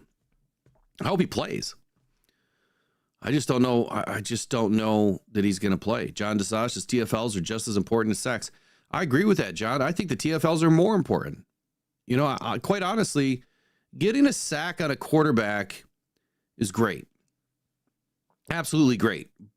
But having more TFLs on the running back, that shuts down an entire half of your offense. That to me is more important. You get, 3 or 4 TFLs a game, that far outweighs, a couple of sacks. Even though sacks are technically a TFL, right? They have to be behind the line of scrimmage. Yeah. If you get sacks on the quarterback, but you allow the running back to eat, that doesn't help you, because the running back or the quarterback is not the guy that should be getting the most yards on the ground ever in a game. And I feel like if you let a player like DeAndre Swift, go for 140 yards, or Saquon Barkley go for 250, I guess there's an exercise. How many times was Hurts sacked this week? Do we know? I don't know. So Jalen Hurts was sacked 1 time. He was pressured 9 times. So how did that help? Who played him this week? Who was it? New York? No, the Rams. The Rams. on Monday night. So how did that? And the Rams have a really good defensive front. So how did that help the Rams? That one sack and those 9 pressures did not help the Rams at all to shut down Saquon Barkley. Right? You could go back and look at every game for the Eagles. I'm just guessing and probably see where, Jalen Hurts is getting sacked, but Saquon is still having a good game. So control the run, control the edge, get some TFLs, but take the ball away, right? Whether you're punching it out or you're pulling down an interception. I'm more concerned that Brian Branch, speaking of turnovers, I'm more concerned, and I was going to talk about this yesterday, but that he's being targeted now by the NFL. Yep. He absolutely is being targeted. And this is a big game. It's going to be nationally televised, as it always is. And I think the microscope is on him. Any little bit of helmet contact, he's getting flagged. Yeah, and what happens when it's a playoff game? Right. Does he get ejected in the first half of a playoff game? That's going to be dumb. Yeah. So we were talking about DeAndre Swift there for a quick second. If you go back and look what he did in just the last game, he had 13 carries for 30 yards, 2.3 yards per carry on average, 0 touchdowns. DeAndre Swift, in my opinion, right now he's not doing anything special. And then in the receiving end of things, he was 3 receptions for 35 yards for 11.7 average. I think he's more dangerous as a receiver than he is as a runner right now. He's not doing anything special, so I'm not too worried about DeAndre Swift. And we haven't allowed a 100-yard rusher yet. I would put down any amount of money you want, Broski Bear, that Swift doesn't get 100 yards versus the Lions rushing. Well, if you look at their offensive line, which has honestly been their Achilles heel for the Bears. Their grades are not terrible, and that's what doesn't make any sense. Their Bill Murray, I think he's the right guard. He's an 82.4 overall. He has really good grades in run block, 77.3 and 85.7 in pass block. Tevin Jenkins, but he's only had what, 84 snaps, so that really doesn't count. Tevin Jenkins, he might be their right guard. 542 snaps, 77.6 overall grade, 73.5 in the run, 78.8 in the pass.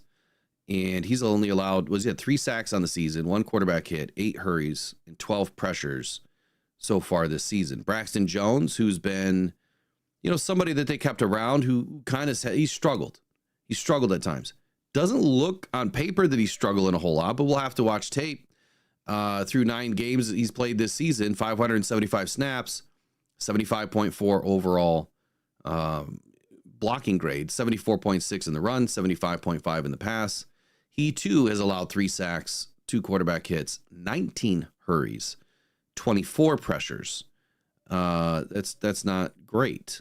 Darnell Wright, their other tackle, through 10 games, 684 snaps, is also a 74.2 overall offensive blocking grade, 78.2 in the run, 71.5 in the pass. He's allowed 5 sacks, 3 hits, 13 hurries, 21 pressures. So just looking at it on paper, without even looking at any tape, I think their tackles could be vulnerable to what the Lions do well, which is Josh Paschal and Zadarius Smith being able to create some pressure. Their interior, play Coleman Shelton, who is their center, through 11 games, 755 snaps. He's only a 68.8 overall, which is, probably good for probably 16th best in the league, maybe. Mm-hmm. He's only allowed 1 sack and 12 pressures on the season, so he plays pretty well. Matt Pryor, I'm not sure if he's right or left guard. 631 snaps, 68.5. He's allowed 5 sacks. So he's allowed the second most sacks next to Darnell Wright. So let me pull up their depth chart real quick while I'm doing that, if you have anything else you want to add. Well, I think this is the perfect game for the Lions defense to get right. And what do I mean by that? I think this is the first one where it lines up where the Lions could actually get some sacks and impose their will on an offense and not just keep them 0 touchdowns. I feel that the Bears will get a touchdown or two, but I think we're really going to affect Caleb Williams. I think we're going to get after him. And I think this is a game where the Lions get 4 or 5 sacks. I really think it's going to happen this week. Even though we're going to try to contain, I think Williams is going to try to escape to the outside, and that's where the sacks are going to happen, because our edges are going to set the edge, and they have been setting the edge better than anybody lately. And I love it. They're not just trying to get to the quarterback. They're keeping him in the pocket and keeping him where other people can get to him. And Aleem McNeil, listen, he had his hands on Richardson so many times in that game, grabbing his jersey or his arm or almost swiping the ball. He was so close to getting Richardson at least 2, 3, 4 times in that game. I'm telling you what, Aleem McNeil, Aleem the Dream, he is so close to having the game of his life, a 3 or 4 sack game. And this might be the one to do it, especially against this offensive line. Oh, we lost Will for a minute. He's back. Sorry, my dog was calling me, so I had to bring him into the studio here. Yeah. Yes. He likes to. Yeah, we had ads off a long time ago. So Attila Hardy says, I think Swift has only had a 100+ yard game all season. Does that mean 1? Oh, really? I don't know. I don't know the stats. I don't have it in front of me. Yeah, I know he had at least 1. I do know this. The Bears haven't won a game in 5 weeks. Yeah.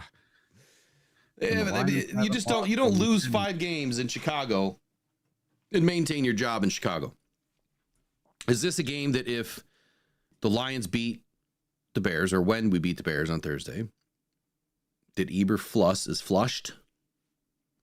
What do you think? Yeah, this might be it. Trying to find this thing I had about Eberflus. All right. Will the Bears fire Matt Eberflus? And is the Chicago head coach on the hot seat amid an ugly season? I'm going to say yes. And I found this little article by a guy named Dakota Randall.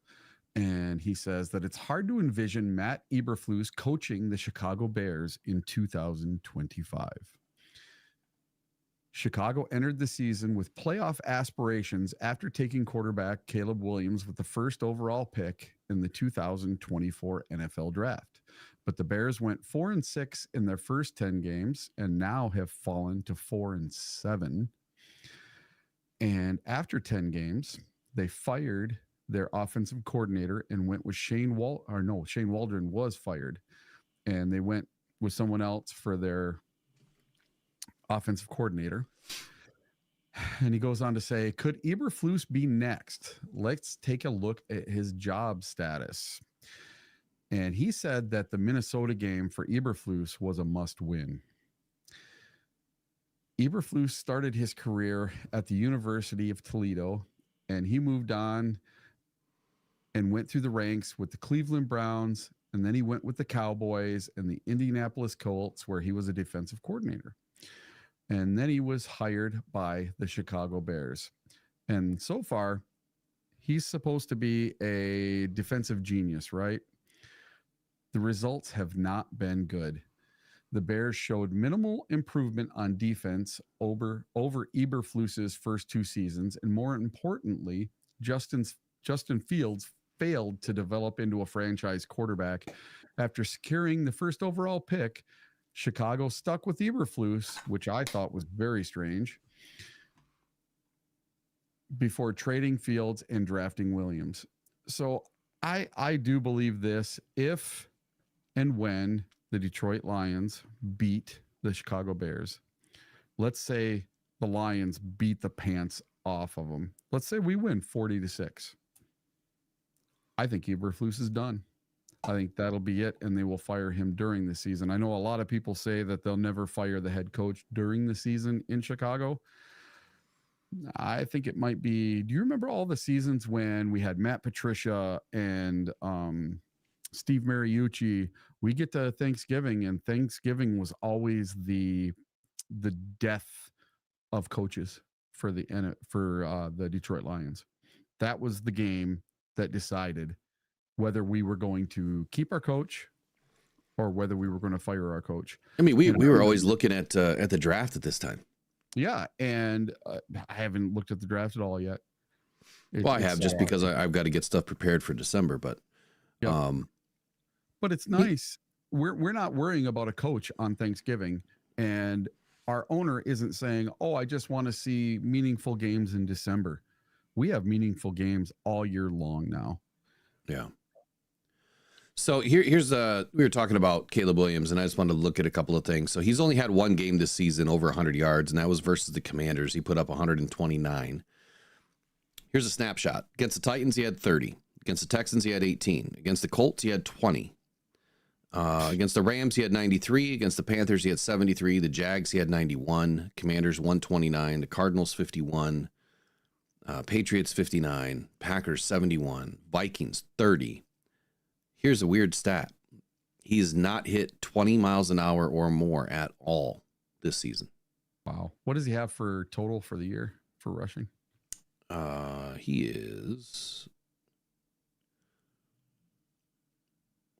is, where is it? I just had it. 665 yards on the season. He's averaging 4 yards a carry. He only has 5 TDs. Wow. 1 fumble. Didn't lose it. 1 fumble. He has 13 rushes over 10 yards, and he has 37 rushes over 15 plus miles an hour. He has 0 rushes over 20. So what does that tell me? It tells me that he's not getting, long breakaway runs. Yep. If he's not, the explosives just aren't there with him this year. Yeah, the explosives are missing.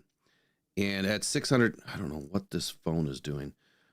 If you look at his yardage for the season, so 665 divided by, they've played they're 4-7, 11.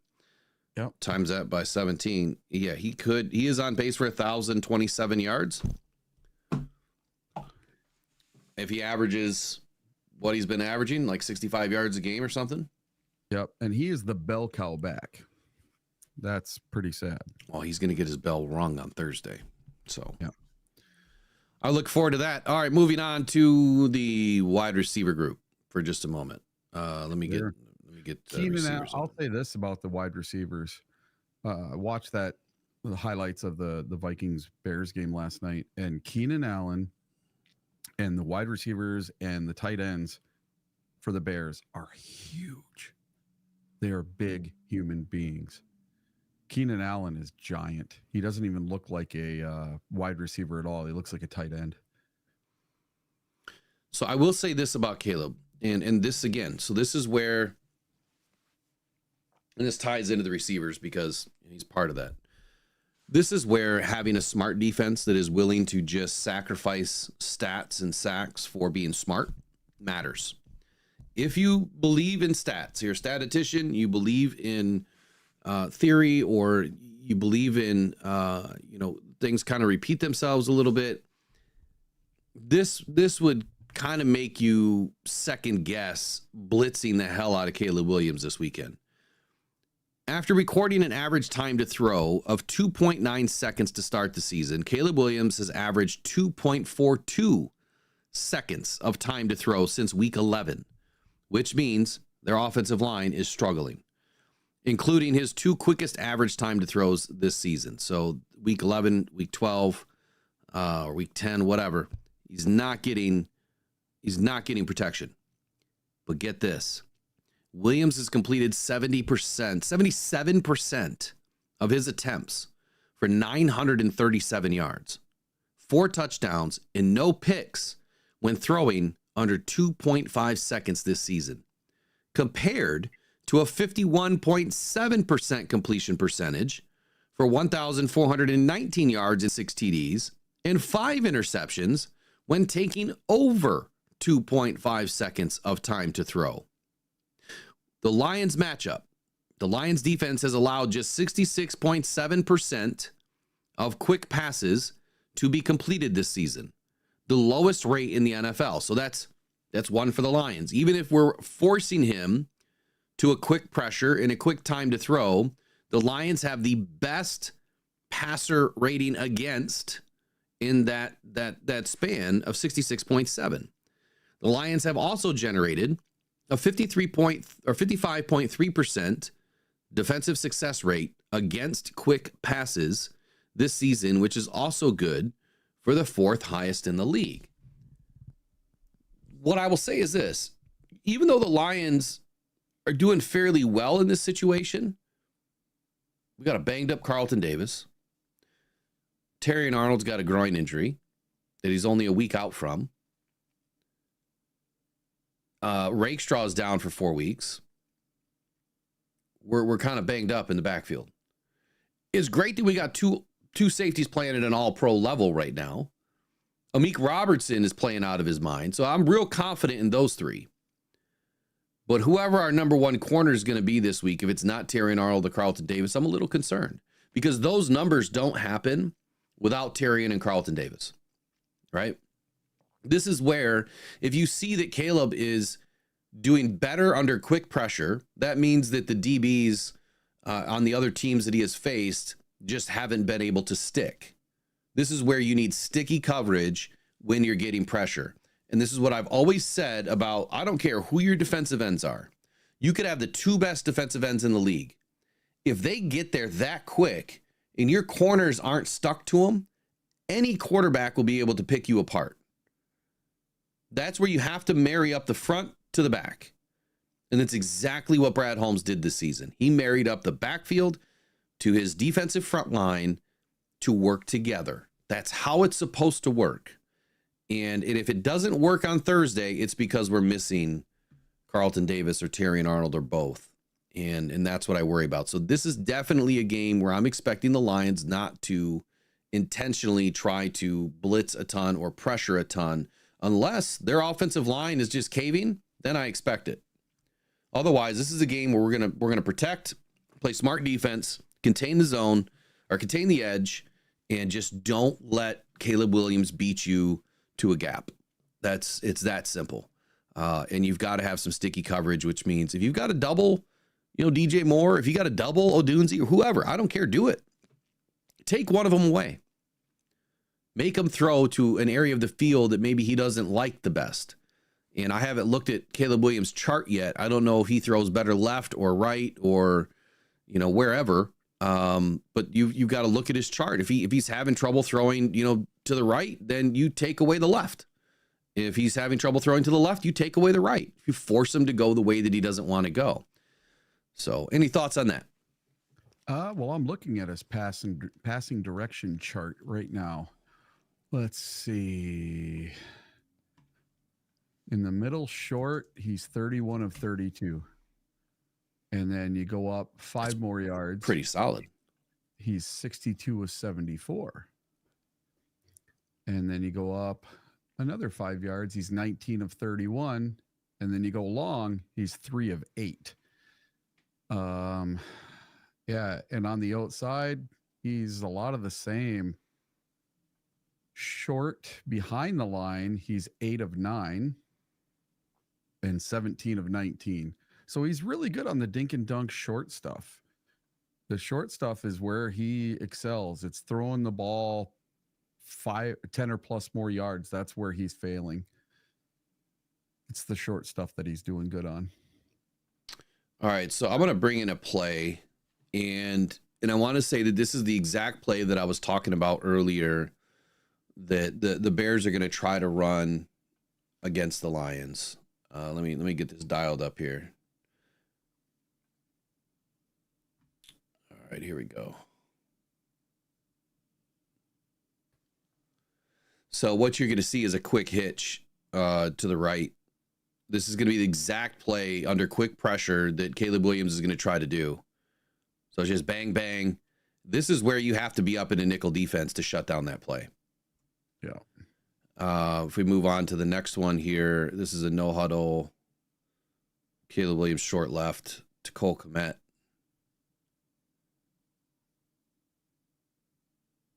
That's just a very simple route. Yeah. And that's where Caleb Williams is excelling at, is that quick little short stuff. Yeah, and those are really hard to defend. So anything under 5 yards, the quick hitters are really hard to defend.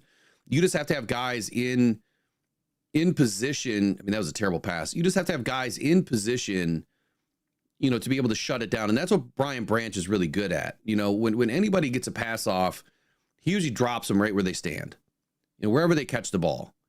And that's what I'm looking forward to this weekend is whatever assignment Branch is going to have. I don't think it's going to work very well for Caleb Williams and the Chicago Bears throwing deep. They're going to have to try to dink and dunk their way down to the red zone. And then when you get into the red zone, that's where the Lions do their business, man. We have shut everybody down this whole season. So, all right, what do you have left to wrap up the last 6 minutes here? All right. Are you ready for this? Maybe. Are you ready? All right. I'm going to make a really super bold, beyond bold prediction. We're going to have a new player get a game ball this weekend, and it's going to be someone that you do not expect whatsoever. Everybody's been trash talking him and saying how horrible he is all week in every social media, everything. I even saw a meme where they showed a little kid getting his jersey for Christmas and the kid was crying. Okay. Kendall Vildor is going to get a game ball this week because he's going to get 3 interceptions and a sack. Oh my God. This week on a blitz. You watch, it's going to happen. That's my bold prediction for this week. That's beyond bold, beyond anything I've ever done on this show, saying Kendall Vildor is going to have the game of his life versus the Bears. There you go, Broski Bear. Talk it up all you want. Yeah, you know, Derek's just being facetious here because there's no way that Kendall Vildor is going to get 3 picks. He might surprise us and have a decent game. I would be happy if he had a PFF of 70. Seriously, if he just has a mediocre game, I'd be happy. Well, my game ball is going to go to Honolulu Blue Brew, which you can get at buymeacoffee.com/rockdown right now in the store. $22. Support Rockdown Cancer Foundation. All pre-orders are available right now before Thanksgiving. And that includes shipping and everything in, you know, the United States only. I'm not shipping these things internationally. Otherwise, I got to change the price. So it's only United States only. So if you're watching from the Philippines, like Philippines on demand, can't do it, buddy. Got to do it here. I'm not shipping to Canada either yet until we figure that out. There's a whole different scenario with international shipping. Canada's their postal service is on strike. You can't send anything to Canada right now. What a perfect opportunity right before Christmas. Yeah, and I just had orders that went and left for Canada. I don't know if I'm going to get them back or what, but the Canadian Postal Service is on strike right now. Well, depending on where they're going in Canada, to say, hey, meet me at the border. Yep. You know, you're only 20 minutes from the border or whatever. So on the Friday show, we are going to be showing the celebration in the locker room and Campbell giving Vildor his game ball, right? Can we play that for Broski on Friday? You know what? I will say this. If Vildor does have to play a ton of snaps, if he does get a starting opportunity, he will play better than last week. Yeah. You know, I wanted Vildor back on this team. I'm probably one of the only guys that said I thought that he was going to make this squad, and he did. And I felt that last season, not only was he one of the better corners at times, but he was kind of put in a bad situation. He didn't have anybody else really to help him out. Cam Sutton was trash. Our safeties just didn't back up the corners like they are this season. You know, when you don't have somebody across from you that is playing at a high level and you're constantly targeted, it makes it really difficult. And I think that there's more to Kendall Vildor than there's not. He's a former Bear. You know, this is a big game for him too. So I think that he'll have a much better game, you know, this week than he did last week. Again, I think it goes without saying, when you don't play a lot of snaps early in the season, that chemistry, it takes a minute to develop. And I think that if you look at the second half, he played a lot better last week. Yeah. The first half, he was getting torched. Second half, he was doing well. We brought him in off the street last year. He wasn't even playing in the NFL. And we brought him in mid-season, and he played admirably. So, listen, I say give the kid a chance. Let's see what he does this week. He just might surprise you all. Oh, Kendall. He'll be fine. He'll be fine. I can't. Either way, we'll pay attention to the injury report today, because today's going to be a big one. What we're seeing today is going to be probably what we're going to see tomorrow, and then, I mean, look, we're only a couple days away here, so we're kind of up against it for injuries. It's going to be all walkthroughs for the Lions this week. I doubt they even have a padded practice whatsoever. I would hope that they don't have a padded practice this week. Yeah. Leave that for the Packer game. All right, so I'm going to end with this. I'm going to end with the Lions post-game celebration from last week. And hopefully we'll get a little bit of a taste of that on Thursday. I love it.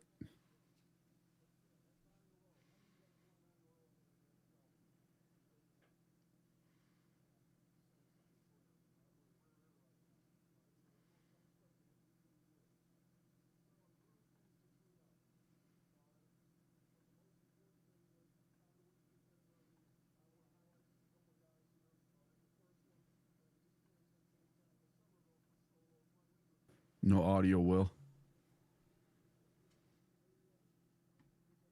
What's that, Eric? No audio. No audio for the people listening? Yep. What in the hell? That's not supposed to happen.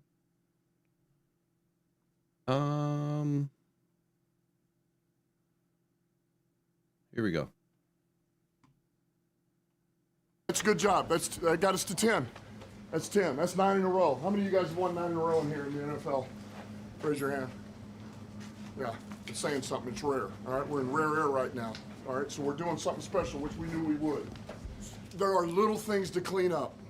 All right, but the most important thing is we found a way to get that W. I want to highlight just a couple of guys here. All right, the first one, man, defense, 8 total tackles. 7 of those were solos. Rodrigo, you played your ass off. Come up here. Appreciate you guys. Let's keep it rolling, and love all y'all. Good, good. Hey, we talked about field position was going to be big. Defense, that's a way to just keep them backed up, keep them pinned. So, Lamb, 4 punts, 192 yards, 48-yard average, all inside the 20. Jack Fox.